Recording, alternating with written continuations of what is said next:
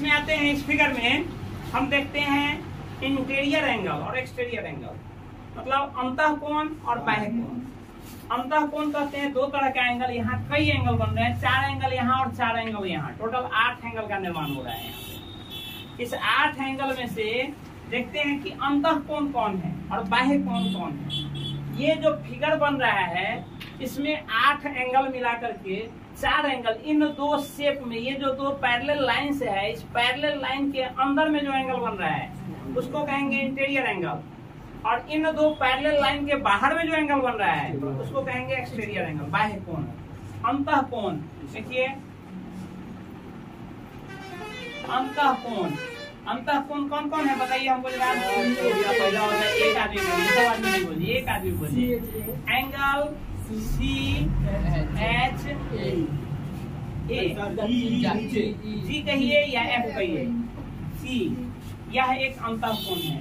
दूसरा यहाँ D H G, angle D H G, यह दूसरा है। तीसरा एंगल ए जी और एच, तीसरा एंगल है। एंगल बी जी और एच, ये चौथा एंगल है। ये अंतः कोण है, इसको कहते हैं इंटीरियर एंगल।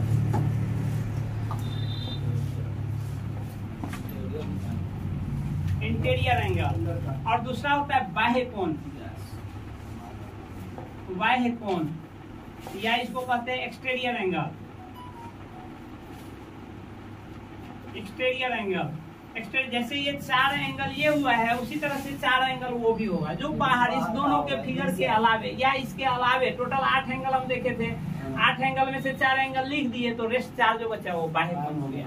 तो बाह्य कोण में आपका हो गया angle C, angle C H E, angle D H E, angle A G F, angle B G और एफ, ये 4 एंगल आपका बाह्य एंगल हो गया। अब इस अंतः कोण और बाह्य कोण में अब हम देखते हैं इसमें कुछ अन्य रिलेशन है। रिलेशन क्या है, 2 तरह के एंगल है इसमें, एक तो करस्पॉन्डिंग एंगल है और दूसरा, एक तो करस्पॉन्डिंग एंगल है और दूसरा अल्टरनेट एंगल है। करस्पॉन्डिंग एंगल कौन है और अल्टरनेट एंगल कौन है, और दोनों बराबर होता है। करस्पॉन्डिंग एंगल आपस में बराबर होते हैं, अल्टरनेट एंगल आपस में बराबर होते हैं। इस चीज का आपको ध्यान रखना है। ये सबका सब मेंसुरेशन में बहुत काम आएगा, बहुत जगह पे काम आएगा, इसलिए इसको आपको याद रखना है। आप याद रखेंगे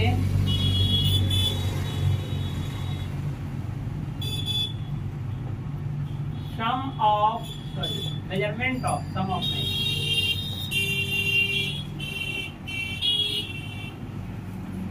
मेजरमेंट ऑफ करस्पॉन्डिंग,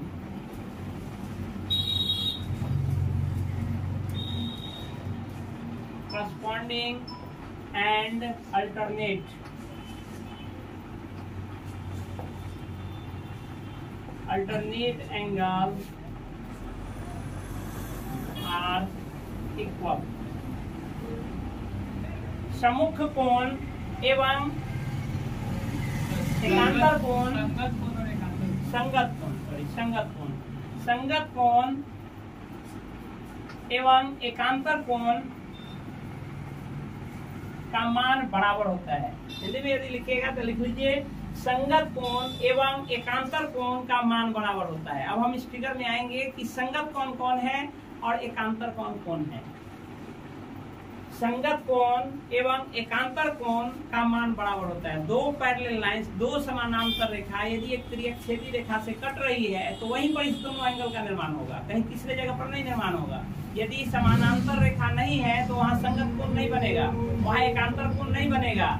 समानांतर रेखाएं होंगी तभी इस एंगल का निर्माण होगा, और जब इसका निर्माण होगा तो आप याद रखेंगे कि संगत कोण का जोड़ा बराबर होता है, एकांतर कोण का जोड़ा, ये पेयर ऑफ एंगल्स होते हैं और इसका मान हमेशा बराबर होता है। तो अब आते हैं हम इस पे कि एकांतर कोण कौन है और संगत कोण कौन है।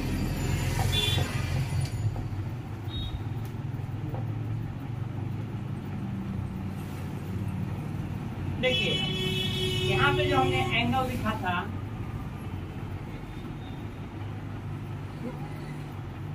यह दोनों क्या है, अंतःकोण ही है, ये और ये दोनों अंतःकोण है। लेकिन यह दोनों क्या है,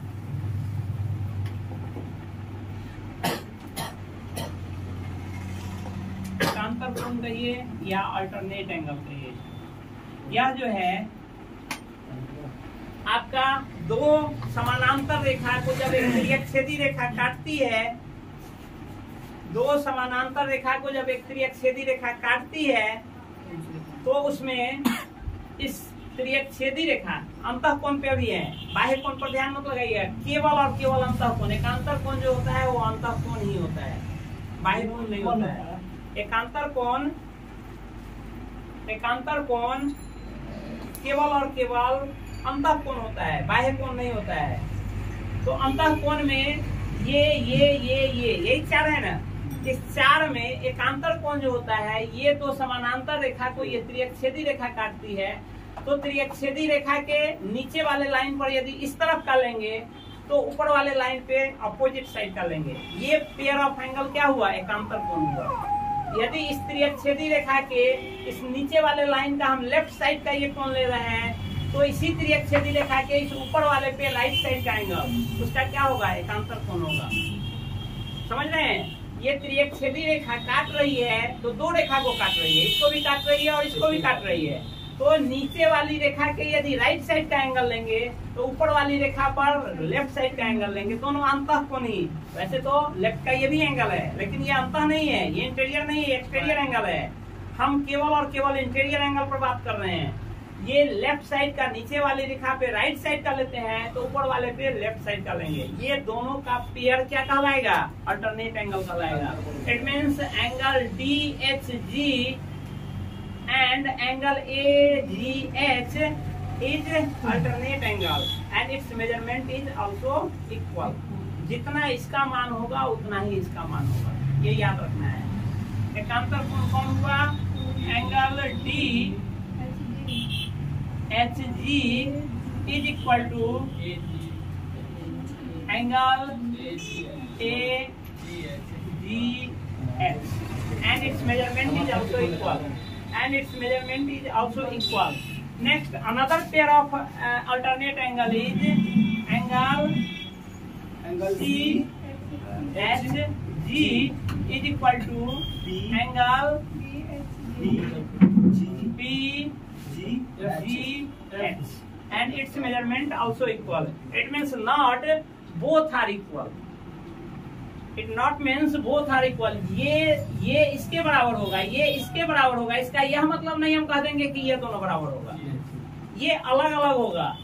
इसका मान इसके बराबर, इसका मान इसके बराबर, इसका मान इसका मतलब यह नहीं कि इसका मान इसके बराबर।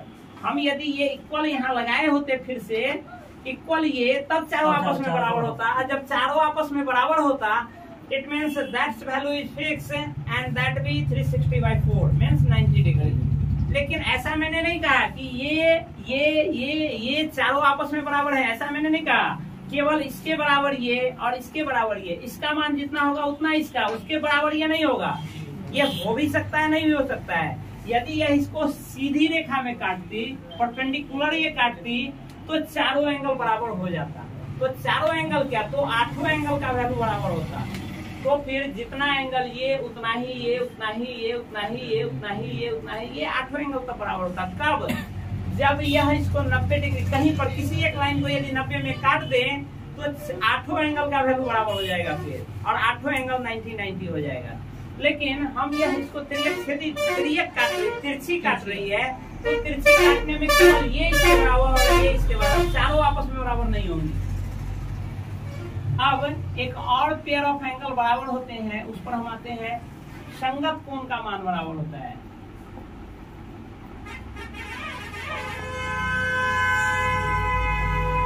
संगत कोण का मान बराबर होता है। संगत कोण कौन सा होता है, एक इंटीरियर और दूसरा एक्सटीरियर। त्रिअक्षेदी रेखा के तिरछी लाइन पर, सॉरी पैरेलल लाइंस पे एक ही तरफ के एक इंटीरियर और एक एक्सटीरियर एंगल को हम क्या कहते हैं, संगत कोण कहते हैं। और यह भी बराबर होती है। त्रियक रेखा के या समानांतर रेखा के त्रियक रेखा, चलिए त्रियक से शुरू किया। त्रियक रेखा के एक ही तरफ के एक आंतरिक तथा एक बाह्य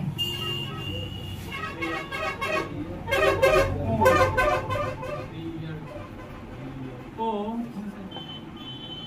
संगत कोण कहते हैं।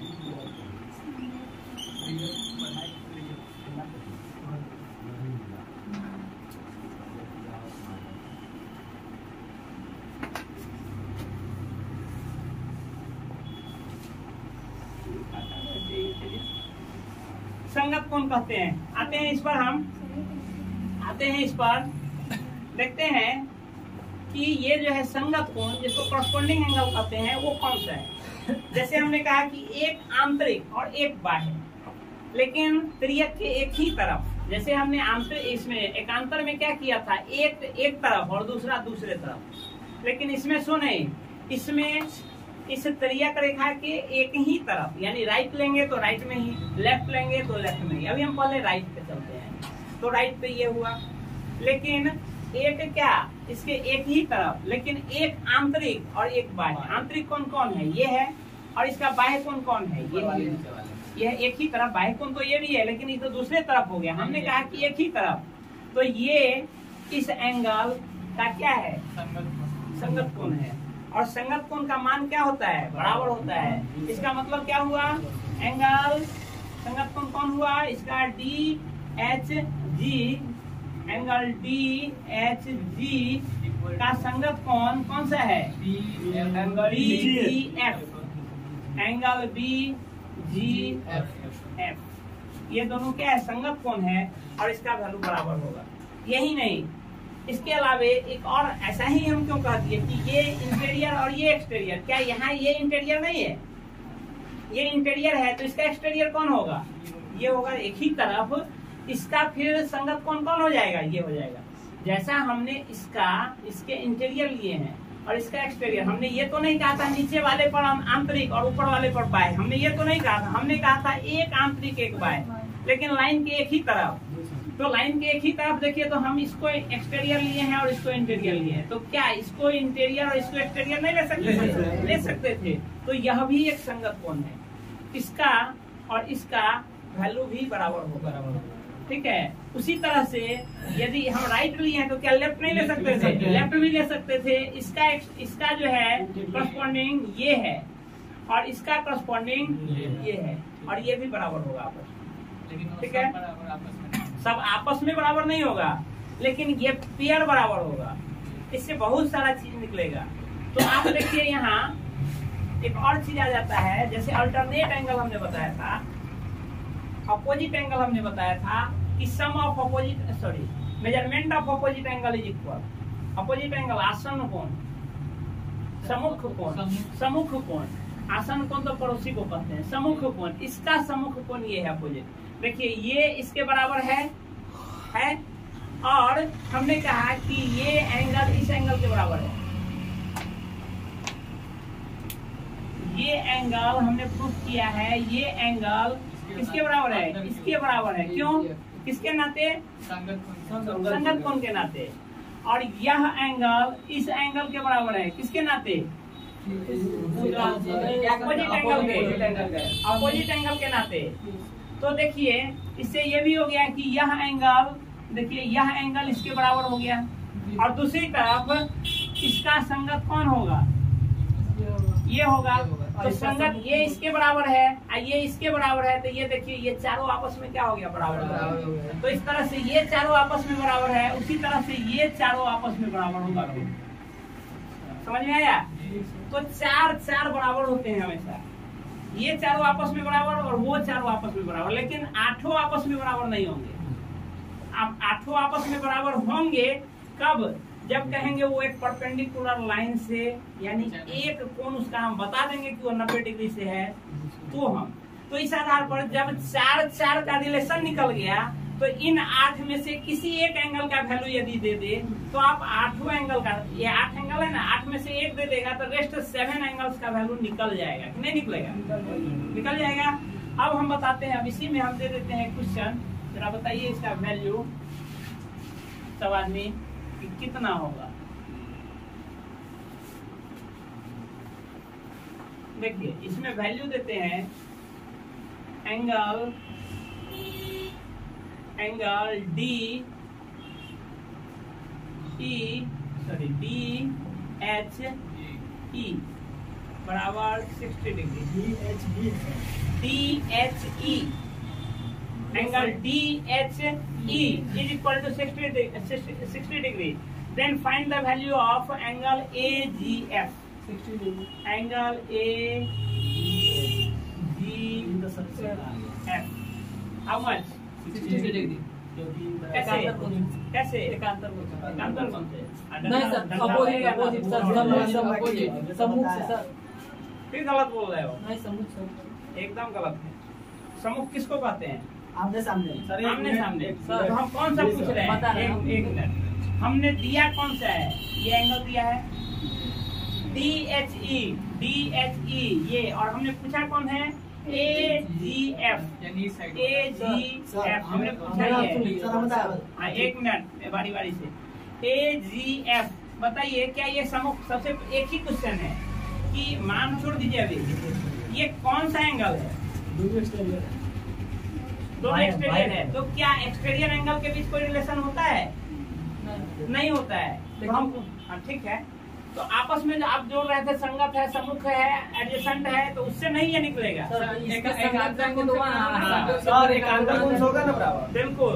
सबसे पहले इसका अपोजिट एंगल ये है, और इसके हम जानते हैं कि अपोजिट एंगल का मान क्या होता है? बराबर होता है।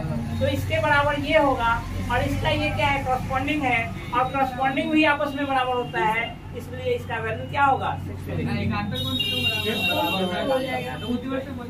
तो एकांतर कोण, केवल एकांतर, क्या इसका एकांतर कौन है? ये है। तो फिर दो रिलेशन डेवलप करना होगा। अकेला केवल कह देंगे कि एकांतर कौन से, या संगत कौन से, या सम्मुख कौन से, तो नहीं होगा सर। तो संगत से होते हुए सम्मुख की ओर तब नहीं होगा। हाँ, दो तरह से, या तो आप इधर से चलिए, इसका ये क्या है? कौन सा है? ये संगत कौन है? करस्पॉन्डिंग एंगल है। ये एक्सटीरियर और ये इंटीरियर। संगत कौन है? और इसका ये अपोजिट एंगल है। तो भी बराबर, लेकिन आपस में दो को कोऑर्डिनेट करना होगा। जब तक जो कोऑर्डिनेट ना होगा तो हाँ, तब तक नहीं होगा। ये करना होगा और तब जाकर के होगा। चलिए ये हो गया। इस आधार पर कोई एक एंगल दे दे, किसी इसका वैल्यू पूछ दे, इसका वैल्यू पूछ दे, इसका किसी का पूछ देगा, आराम से लिख देगा। चलिए आज के लिए धन्यवाद, फिर आगे आएंगे।